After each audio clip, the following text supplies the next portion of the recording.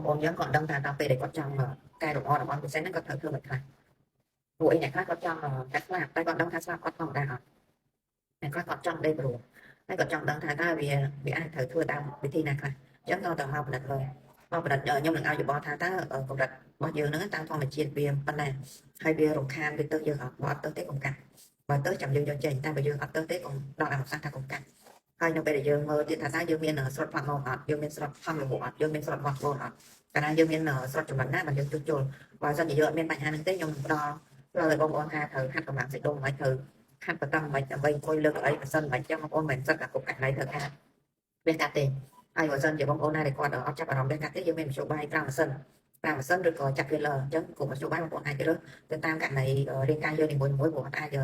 មួយហ្នឹងទៅចំនួនមួយបានទេព្រោះករណីដែលយើងស្រុតផងនោះយើងធ្វើម៉ាស៊ីនអត់កាត់ដែរយើងត្រូវការវាកាត់យកអាស្បែកឬក៏សាច់ដែលលើនឹងចេញសាច់ជានឹងចេញដូចគ្នាដែរក្នុងករណីដែលយើងមានបញ្ហាលហែកខ្លាំងពេកហើយយើងអត់បានដេរពីមុនមកម៉ាស៊ីនក៏ជួយបានដែរតើយើងមកធ្វើការដេរអញ្ចឹងក្រុមនយោបាយក៏បែរជាអ្នកផ្ដល់យោបល់ឲ្យទៅជាការត្រឹមត្រូវជ្រើសរើសត្រឹមត្រូវ